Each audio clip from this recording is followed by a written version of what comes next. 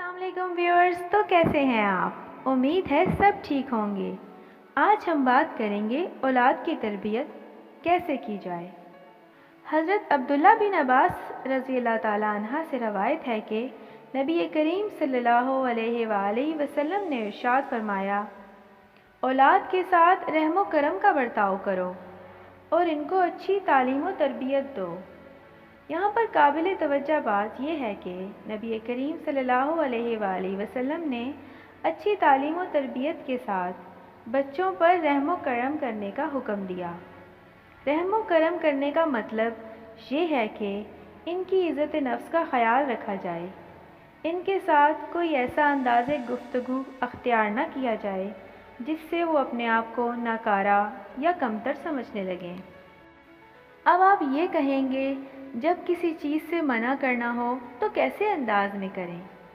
आप अगर बच्चों की किसी बात को पसंद नहीं करते या कुछ मामलात में ज़रूरी हो जाता है बच्चे को समझाना कि ये गलत है, तो आप इसे नागवारी महसूस कराएं, जिससे वो ऐसा समझे कि ये बात मेरे वालिदैन को अच्छी नहीं लगी और उससे रुक जाए। अगर आप उसे बुरा भला कहेंगे, बेजा सख्ती करेंगे और सज़ा देंगे तो उसकी खुद एतमादी कम हो जाएगी।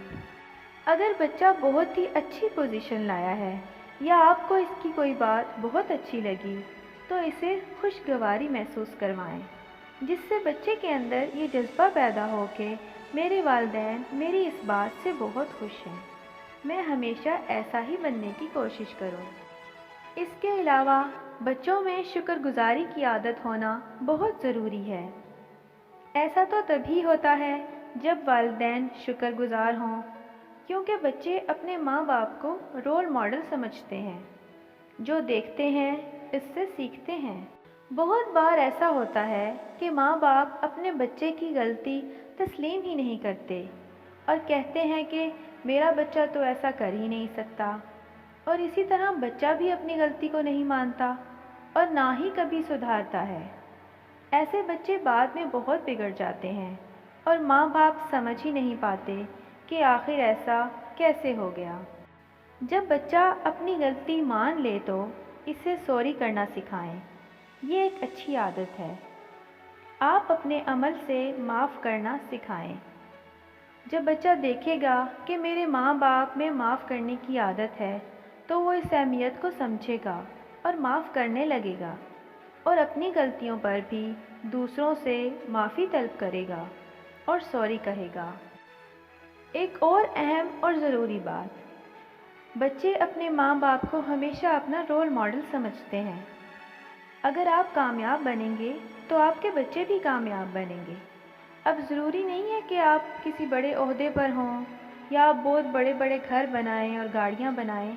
कामयाब होना में अच्छे इखलाक होना, अच्छी आदतें होना, ये भी कामयाब होना है। और बच्चे ये सब कुछ आपसे सीखते हैं, क्योंकि एक रिसर्च के मुताबिक 65% लोग घर से सीखते हैं। घर का माहौल बहुत ही मायने रखता है। अगर आप इन तमाम बातों को ध्यान में रखते हुए अपने बच्चों की तरबियत करेंगे तो इंशाअल्लाह वो एक दिन अच्छे इंसान ज़रूर बनेंगे। आज के लिए बस इतना ही। किसी नए मौजू के साथ दोबारा से हाज़िर होंगी। अल्लाह हाफ़िज़।